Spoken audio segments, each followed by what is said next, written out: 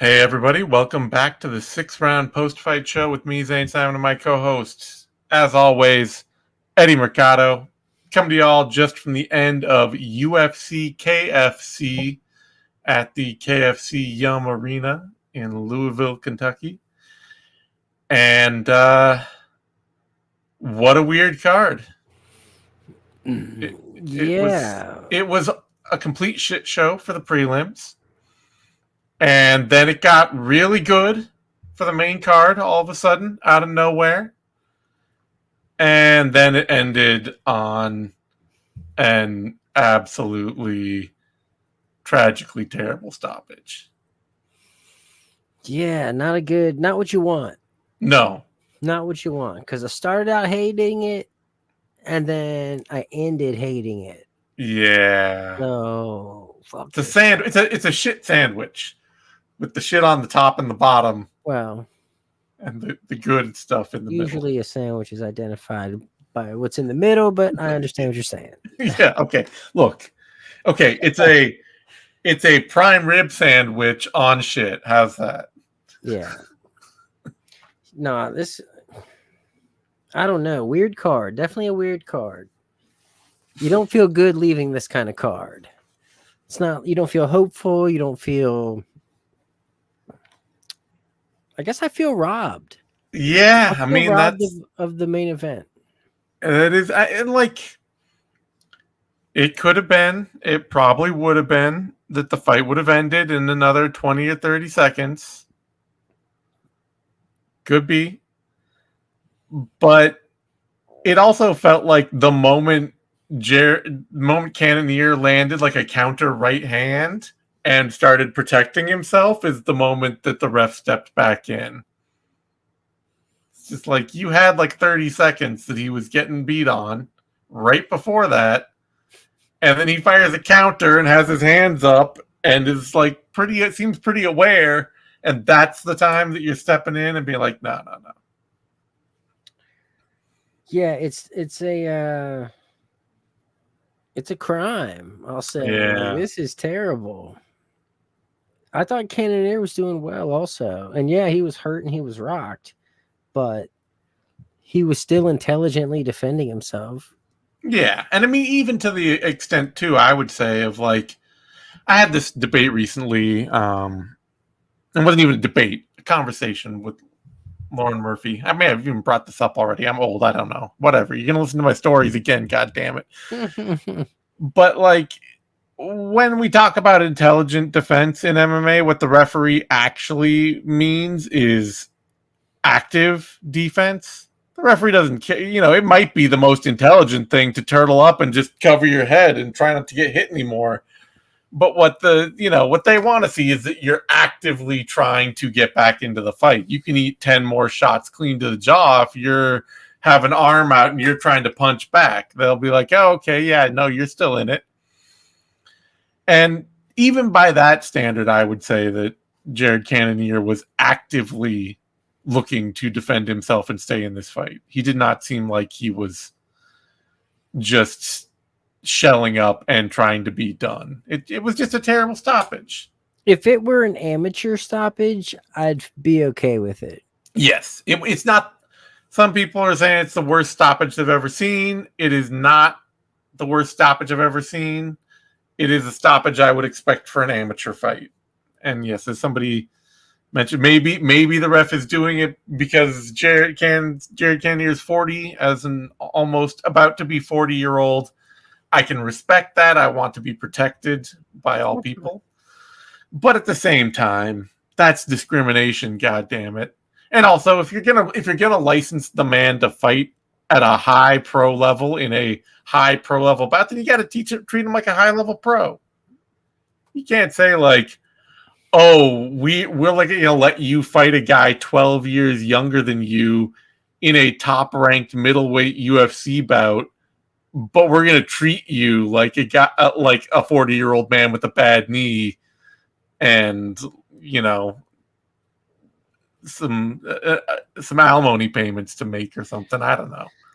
Yeah, this is not a top 5 middle. You don't do this in a top 5 middleweight fight. You got to let him. I don't want to say go out on the shield, but you know, you gotta at least let him get to a point where you gotta give him a longer leash. yeah, where it's clear that he's just not prepared to be in the fight anymore. And he wasn't there.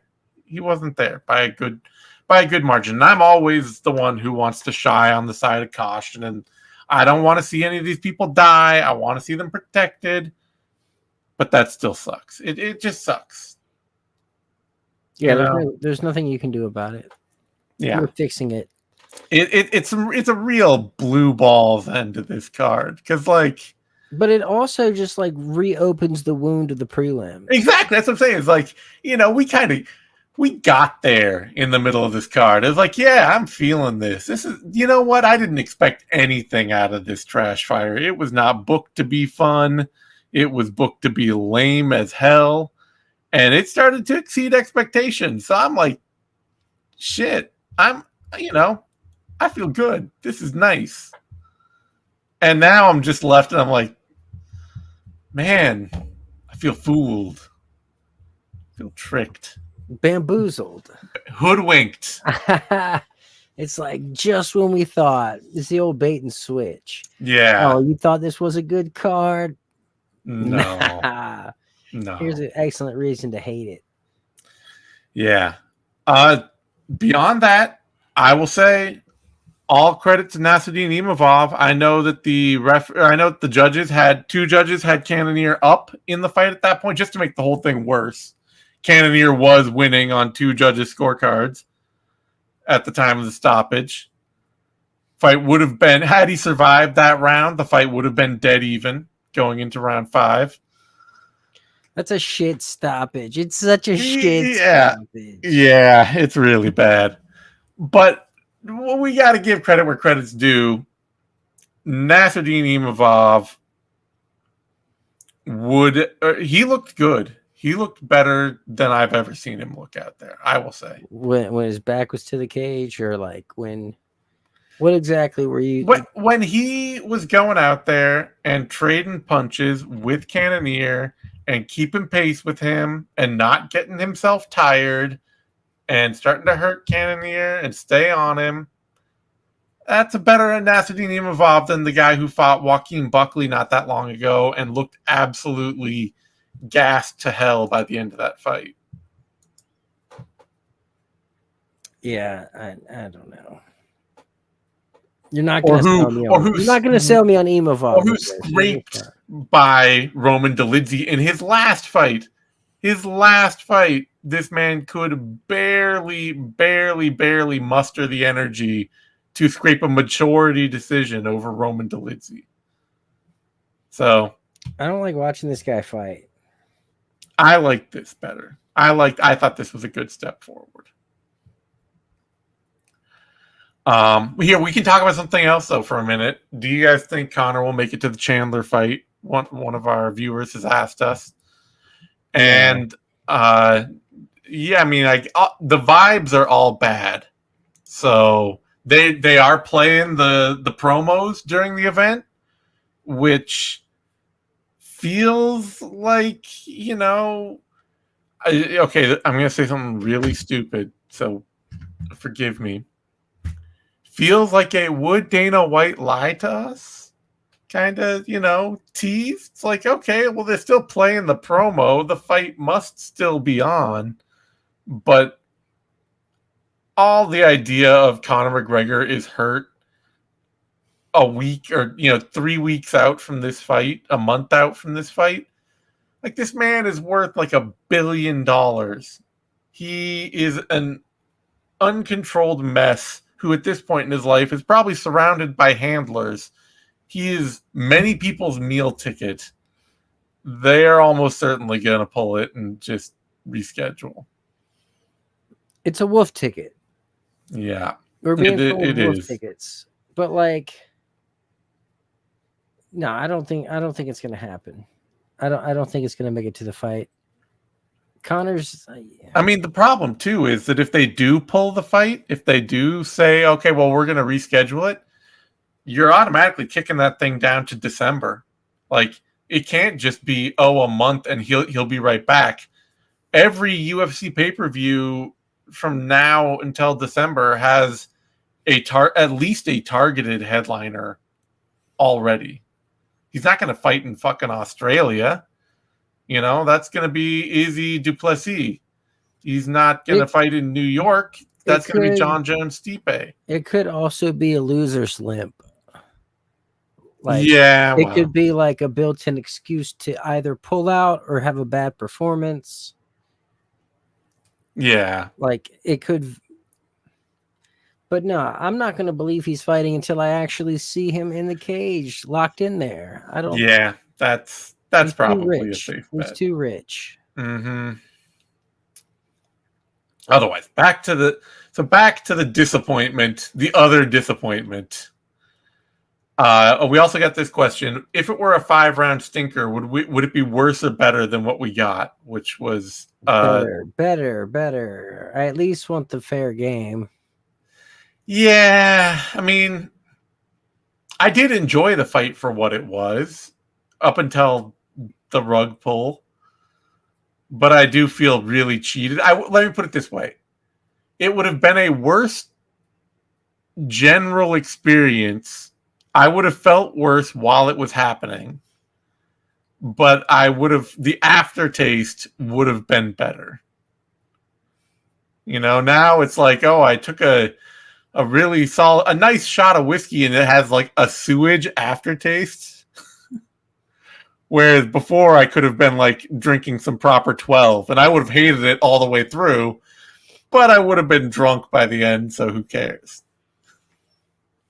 Yeah, well, it's like as if someone's been sneaking my liquor, you know what I mean? And like I drew a line on the bottle. It's got water now. Water in it. Yeah. It's fine. It's like, damn it. It would have been good. It's a trick.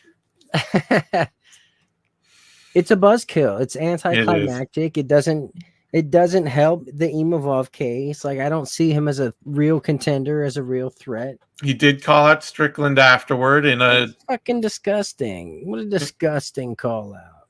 He's not going to... We already know. Strickland's already said he's just going to sit and wait for a title shot again.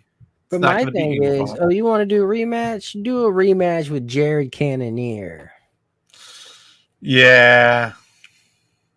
Run it back. Let the man get his chakras realigned. Clearly the energy was off in the cage. Run it back. I say they run it back. It would be fair. I don't think that'll happen, but let's see. If we're looking at the rankings, what the hell else are they going to do though? Run it back. We know basically Duplessis, Strickland, Adesanya, they're all booked. They're going to have Whitaker's booked too, right? Whitaker is currently booked to fight Khamzat. Brendan Allen's waiting. Yeah, I guess you could do Brendan Allen versus Imavov, because Allen, Strickland waiting may seem like a silly idea, but Brendan Allen waiting for a title shot, like, he might as well just retire. So I think they should just do the rematch. Well, I know you do, but we're pretending. We're living in a world where that's not going to happen. The other thing is we've also got the suggestion of Vittori Imavov, which that actually sounds like incredible no fun to me. I was about to say, I could give a fuck less about that. Yeah, I'd much rather see Allen versus Imavov. So, yeah, and for Cannonier, I don't know. I know, right? He done fought everybody and beat most of them. Yeah. Guess you wait and see if Chimaev will lose to Whitaker, and then you try to fight Chimaev. I don't know. Yeah, the loser of that. Go fight Roman Dolidze. Or even the loser of Izzy Duplessis. Sure. I would actually like to see Cannonier Duplessis at some point. That would be a fun fight. But Yeah, it is just hard to get hyped, isn't it?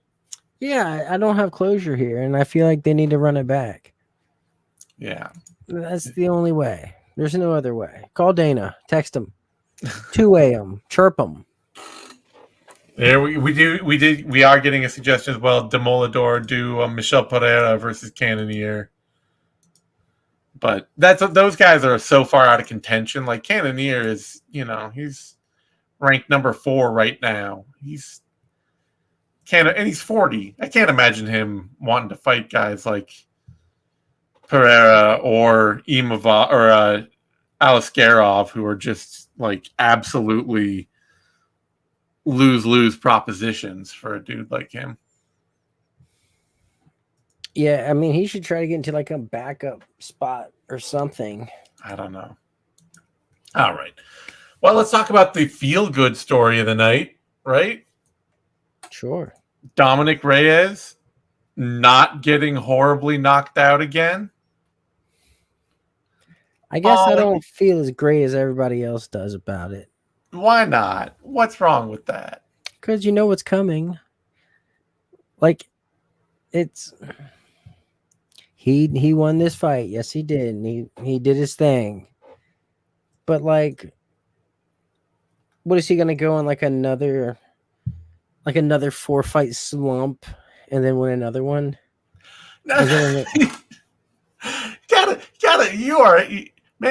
You're wallowing in the grief right now. Come on. It just renewed him to a glue factory. Like it just renewed his membership. I'm sorry, I'm not that excited about it. He felt happy. There was joy and spark in that man's dead eyes that have been cold for so long. No, I'm happy for him. I love that. But like, I'm just thinking down the line. Right? I know. Look, normally I'm right there with you. Normally I'm the one whose heart is filled with cold and ice. So I understand what you're saying. I'm just saying that going into this fight, I was like, I think there are like 2 fighters in the entire UFC light heavyweight division that I would ever pick Dominic Reyes to beat right now. And one of them was not Dustin Jacoby. True. Last time Dustin Jacoby got knocked out, it was by Alex Pereira in Glory in 2014. Alex Pereira and King Mo, 2014, they both knocked him out. That's it. And, so for him to for Reyes to knock him out, that was, it was a little bit of something. It was something better. Yeah, it's called like the foreshadowing's there. We know what's going to happen. Well, you know what you can do, though, now? No, you can have him retire on a win. Right. Dude, that never happens. That never happens, Eddie. That is the least likely thing to happen. What you can do now is you can have him fight Anthony Smith.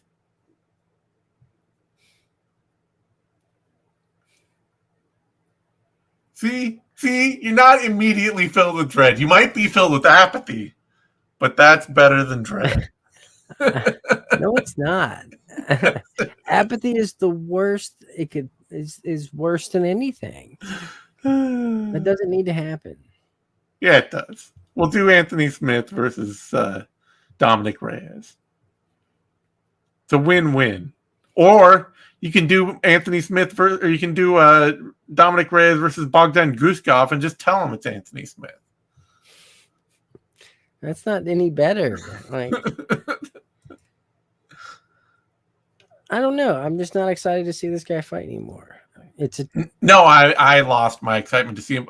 We're getting to this point in the UFC, and this card was a big part of that. And this is why I was so unimpressed by it going in. That we're getting to the point where the UFC is just. There's a ton of fighters that they're just not cutting that nobody really wants to watch fight anymore. And the UFC just keeps giving them more fights, more of the same, Like we, down early on the prelims, we had that Andrea Lee versus Montana De La Rosa fight. 2 women on like multi-fight losing streaks in a rematch. Like, what is this? We had to see Punahele Soriano grind out a tedious decision win over Miguel Baeza, both of them on multi-fight losing streaks. And like, you go back a decade, all of these fighters would have been cut from the UFC the moment they said boo to Joe Silva. You know? Probably. We're in a different place right now. And Yeah. it is a more tedious place. Well, what are you gonna do? You have to just take what we're given, I guess. Yeah. You get what you get and you don't throw a fit.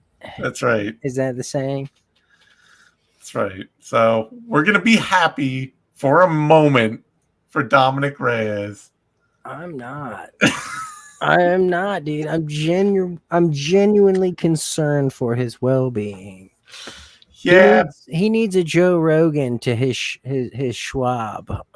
No, I mean, if his brother getting the horrible neck injury and then coming back and getting like absolutely iced by somebody in a 7 years too late kind of return didn't teach him that lesson, then he's not going to learn it.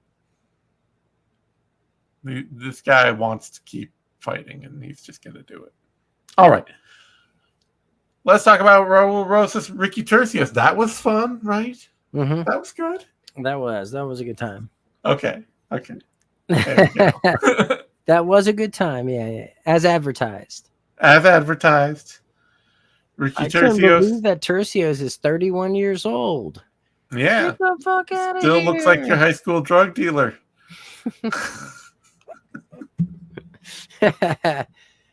That's good. Yeah. No, this was fun. Rosas, He was aggressive. Puts himself in crazy positions. Finds ways out of them. He's a spaz in a great way.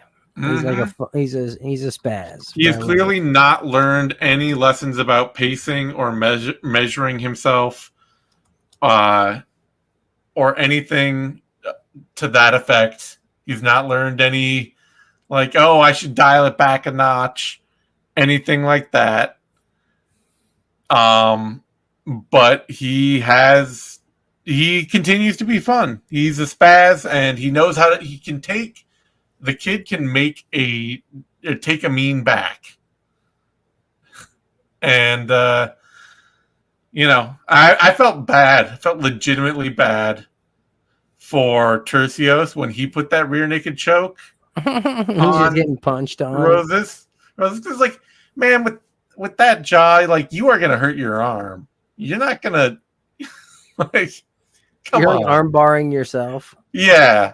That is a whole lot of pressure there. He doesn't even have a neck either. No. It's just like head and jaw. Yeah. You can't, nobody's gonna rear naked choke that kid. It's undoable. Yeah, what a spaz. Yeah.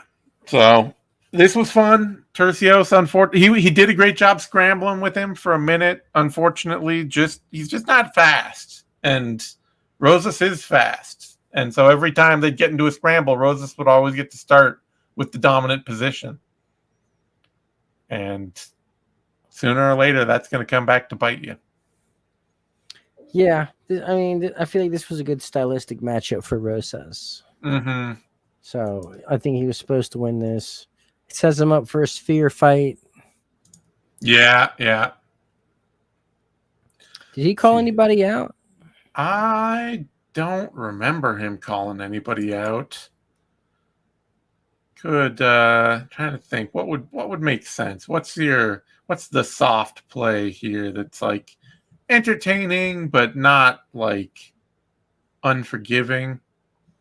I mean, Ayman Zahabi's on a nice little run. That seems like a solid matchup. Not fast, not a good athlete, big puncher, crafty vet.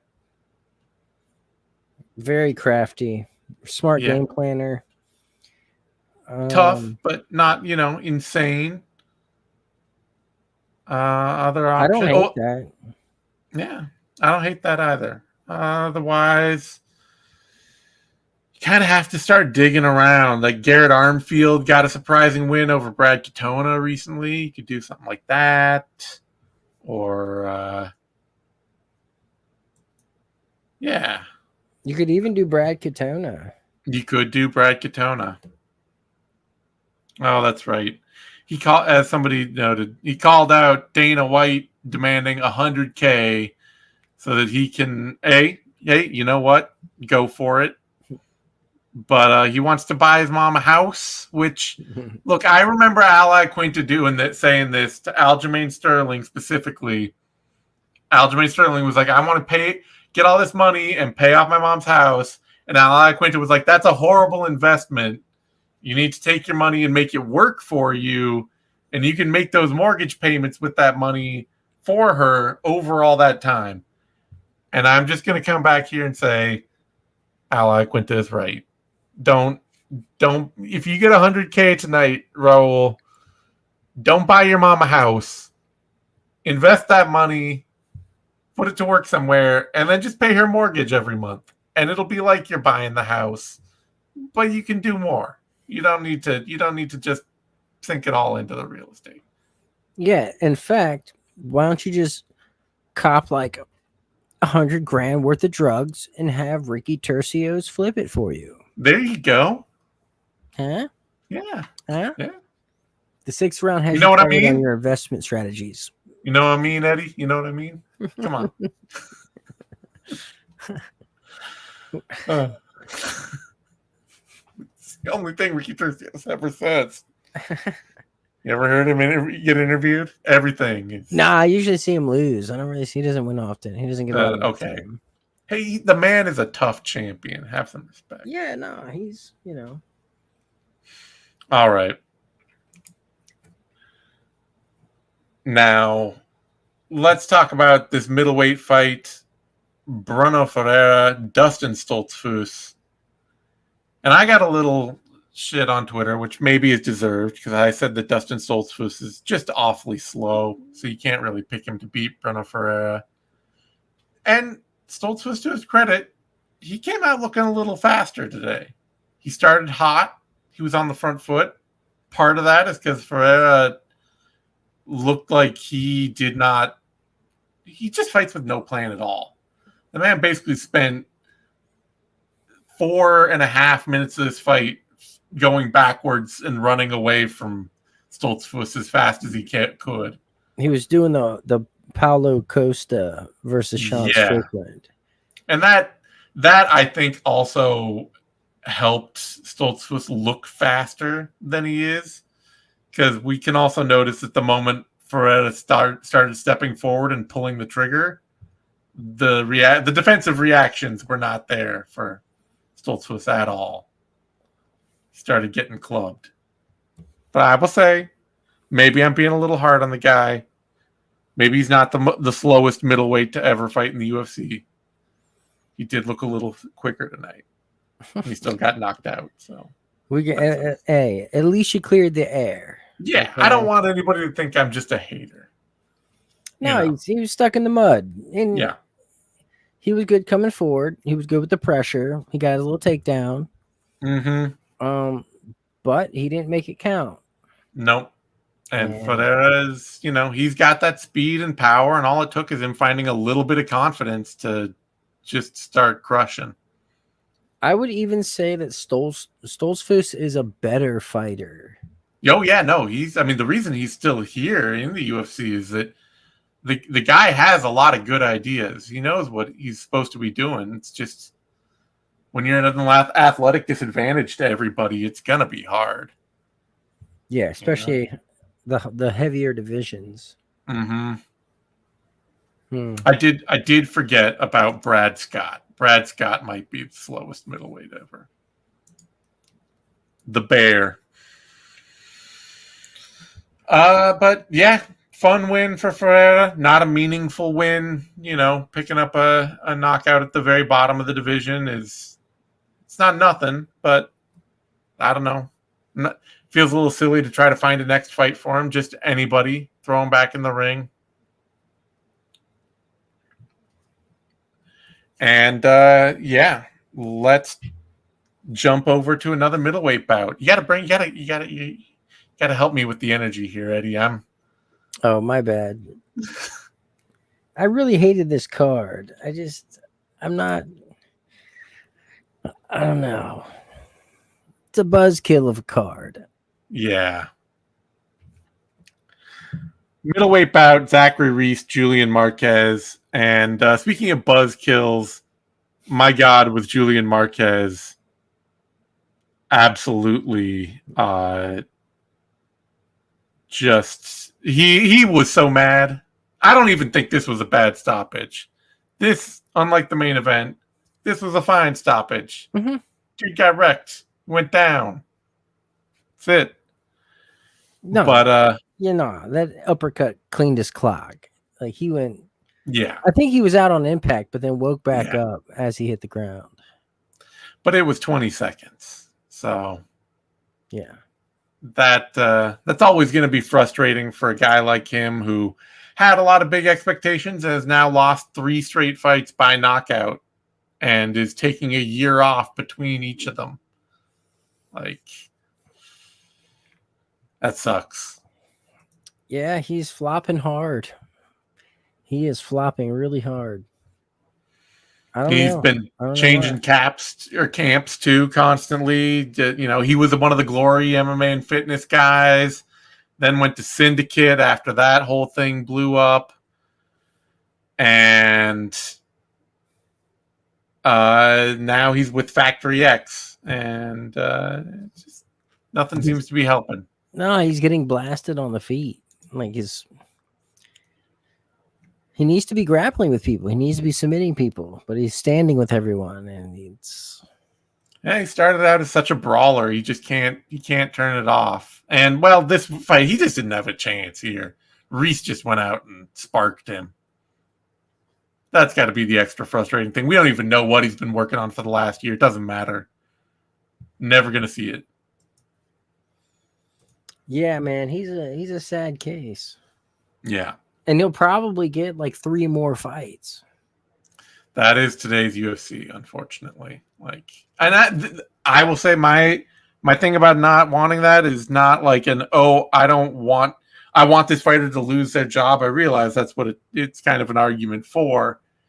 But like dudes like Miguel Baeza and Julian Marquez and Dominic Reyes or Montana De La Rosa or Andrea Lee, not that they're dudes, but whatever, you get it. They can all be significant highlight talent on a smaller MMA card. They can boost an actual other card somewhere else. They can be a highlight, In the UFC, they can't at this point. They are not adding value.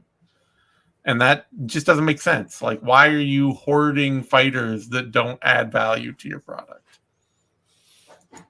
They got obligations. They got to put on so many fights. But even with the obligations, they have there's so many fighters they can just sign. Like, they don't have to do this. Yeah, but it's just easy. If you got cheap fighters, I know, who are already on a contract from like pre-inflation days, you're going to fucking use them. It's just easy. It's just easy, and that sucks. All right. That brings us to Punahele Soriano and Miguel Baeza, welterweight fight, and you know what? I'm fine with it. Soriano absolutely ground out an ugly win. It sucked, but the man needed to win a fight.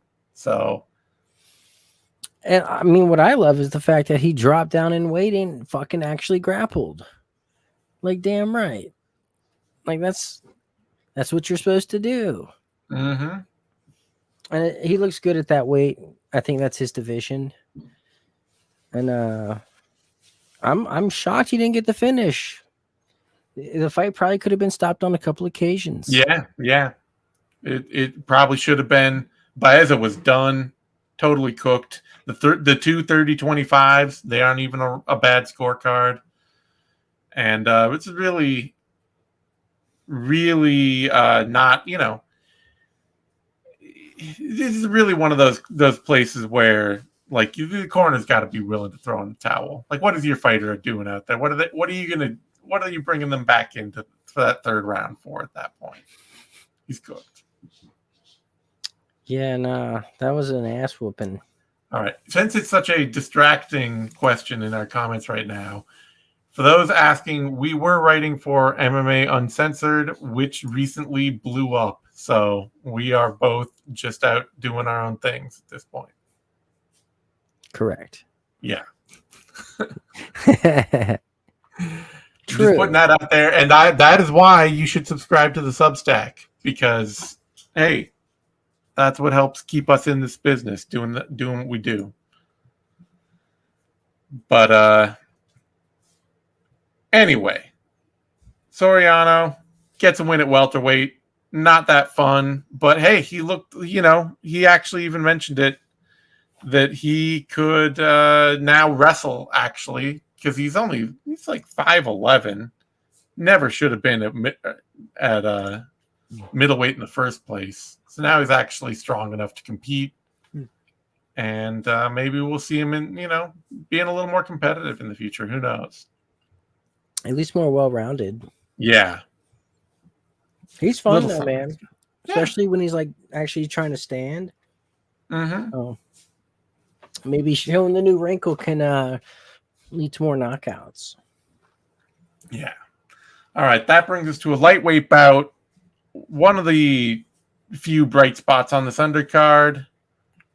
Ludovic Klein, Thiago Moises. This was a fun fight. Moises gave Klein a lot of space to work, which is always a terrible idea. Klein made pretty good use of it, hurt him a couple times. And then, it was just, Moises got a few of his own shots back in, and it was a good, solid fight all the way through. Several cup checks also from Klein. Yeah. But no, Klein looked great. And a couple guys landed some really badass knees today. Yes, that the night of knees. We should just jump straight to that, because Carlos Prates, Charles Radke, that is actually the real, true, honest to God highlight on this card. Like the Bruno Ferreira spinning back elbow thing is nice and all. Little sloppy, little whatever. Not that good of fighters, but Prates Radke, that knee finish, chef's kiss. That was beautiful. Man, that was just 100%. My favorite part is he grabs the wrist and does like a Ric Flair, woo! Yeah. And then he blasted the knee. It's like, what? It's like a special or something. The thing that I really loved about that too is that Radke is all about that left hook. That is his bread and butter. That is how that is what makes him even a small cut above being just a mindless brawler out there, is that he's got a great left hook. He can set the tone of exchanges with it. He can make people have to be concerned about it all the time. And so Prates just grabs him by the wrist on the left hand. And you could see it in Radke's eyes at that moment. He just started to panic. It was just like, I don't know how to fight now. All of a sudden, like that was the whole game undressed. Just grab the left arm. Can't throw the hook now. And woo, you got to woo. And woo, you got to woo. That put the fear of God in him. But no, it was amazing, because it was just like Radke was totally panicked in that moment. And then that knee came in behind it. That's got to be one of the hardest damn knees to the body I've ever seen. Might have broke a rib. Just a walk-off shot where, like, even the referee is just like, oh, well, you sure you can't, like, keep fighting? Instead, like, there's no way Radke is getting back up. Never going to happen. You could give that man an hour, and he's not getting up from that knee. No, that was sweet. Nasty. And, I mean, he let Radke do his thing. Yeah. He was like, all right, do your thing, do your thing, do your thing. my turn, and romped on the accelerator. Yeah. No, I just love that too. Just to see, like, okay, your whole game works behind your left hook, clamp, just that's it. Nah, he pierced him. Yeah. Beautiful. Beautiful finish. Great fight. I'm loving what I see from Pradas. It seems like he's a fighter who really took his time on the regionals and put the work in and took some hard losses and took the slow road to get to the UFC and is now like got there at the perfect time when his game is just at its most violent and productive. He said he wants that Australia card. Well, nobody wants to fight in Australia, so he'll get on it. Like that's an easy sell to the UFC. They're going to be like, "Oh, you want to fight in Australia? You want to pay 70% taxes? Great, go." Well, he said his daughter lives there. Oh, okay. Well, so he wants to go see her. What else? Yeah. All right. Let's see. Is there an Australian? They were welterweights. Is there an Australian? We could play Jake Matthews. Sure. There we go. That's interesting. Yeah. Didn't Matthews just got to win? Yeah. Fair. Yeah. Let's do it. All right. That brings us to a bantamweight bout: Brad Katona, Jesse Butler, and Jesse Butler just shouldn't really be in the UFC. He's one of those fighters who like only thinks about the violence that they can inflict, which means that they just make huge mistakes all the time, and they're on their back, and they're just like, oh well, if I'm on my back, I can land some elbows and work a rubber guard and all that, and it's just like you're just gonna lose. That's all that's gonna happen. You are what 4, 5? You're 4 inches taller than the man you're fighting. You probably have a 6-inch reach advantage, and you're spending this whole card fighting off your back and with him in your guard. Come on. Yeah, at least there was a little bit of stand up in the third. That was kind of fun. There was some back and forth. This was one-way traffic. Yeah. And not even fun. No, just Katona getting him down and beating him up, and not even beating him up that much, but just anyway. Women's flyweight bout: Montana De La Rosa, Andrea Lee. Totally unnecessary. Was I don't know. At least we did get a knockdown in the first. Yeah, we got a knockdown in there.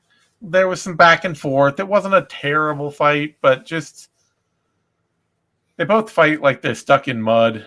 They fight at half speed, and it's not like watching. You don't watch Montana De La Rosa win that fight and think, "Oh, now she's going to go on a run." That turned the corner for her off her 3 straight losses. And I'm not even convinced she won the fight. Yeah, I don't have the energy to argue that with you, so. Yeah, there were no winners in that fight. No.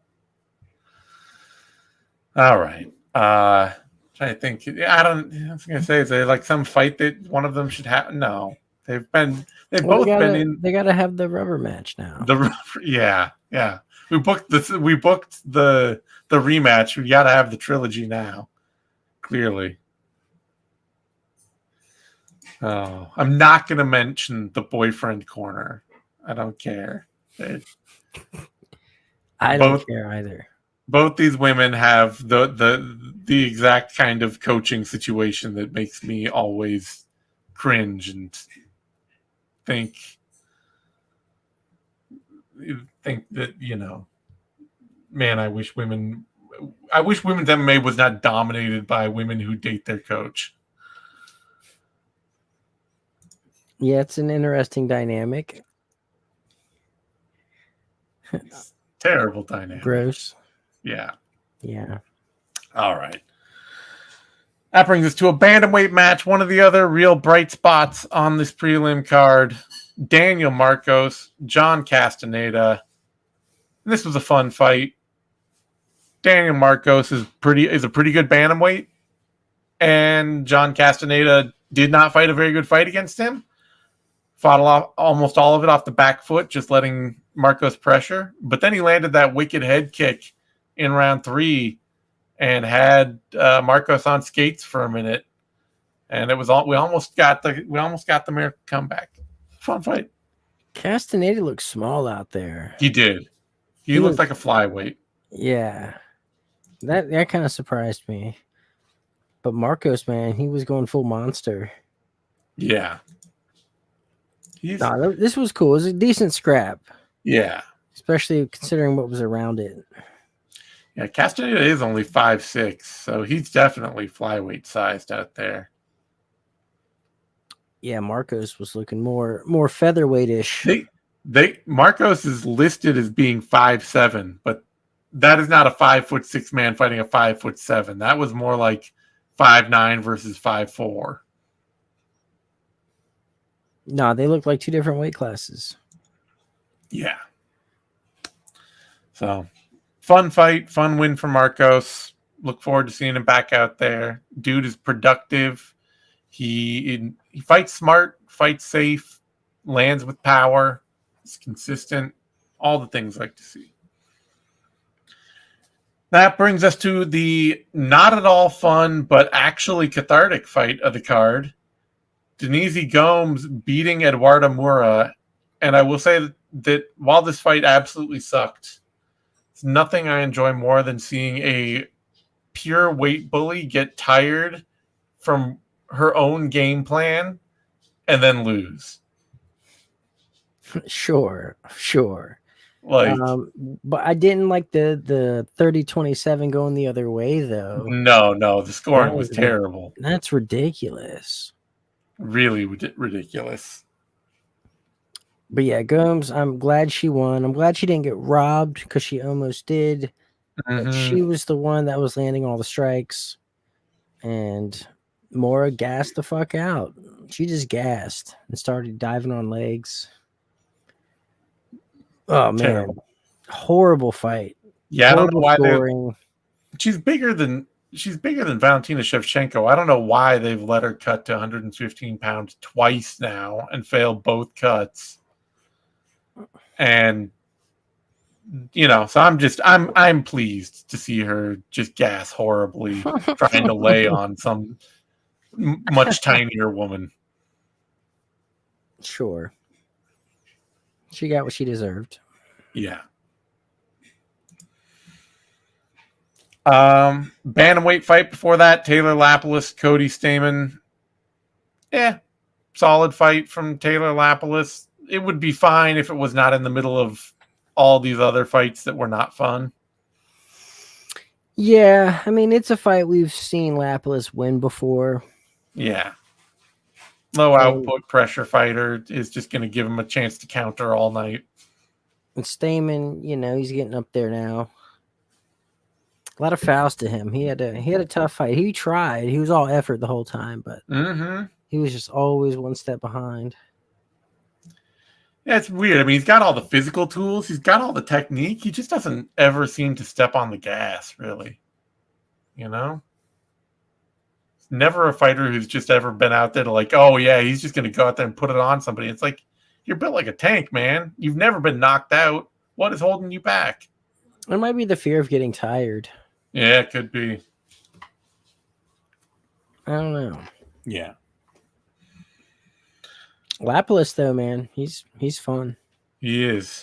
He's solid everywhere. Like, he is solid everywhere.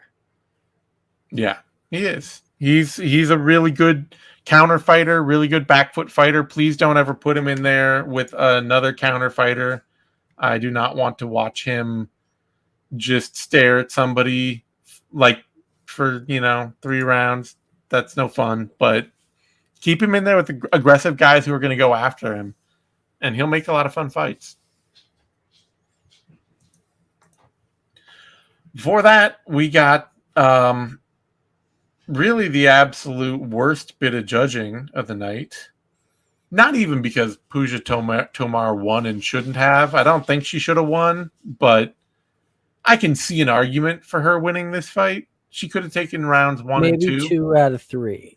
Yeah, I could see her taking Maybe. rounds 1 and 2. But 2 out of 3 judges gave her round 3. And that's why she won this fight. And I cannot understand it at all. There's no way that woman won the 3rd round. I guess they really wanted that first Indian UFC win. I guess. Indian woman UFC win. We got a... Oh, wait, no. Nah, period. No, yeah, you're right. Yeah, because I was going to say there was that heavyweight that we had for a minute who went off to 1. Well, didn't they have a lighter weight guy? But I think he was actually Canadian. We've had a couple of Indian men in the UFC, but they haven't won fights. But the heavyweight guy did win. Arjun Buller, I think. Yeah. Is he Indian? He's Canadian of Indian extraction. So he was born in Canada to Indian parents. Yeah, But this was a robbery. This was a bad way to set off the car. And they're like, oh, Paul Felder, bless his heart. He's all trying to interview her. Oh, you're the first Indian to get a UFC win. And everyone's just booing. Yeah. Hardcore boo. That's tough. Not the place or the time. No. But yeah, robbery. Robbery for sure. Yeah, I mean, it is really like, okay, Reyes Jacoby, I realize you hate it, but it was a fun fight, at least. I know. Rosas Turcios, fun fight. Ferreira Stoltzfus, fun fight.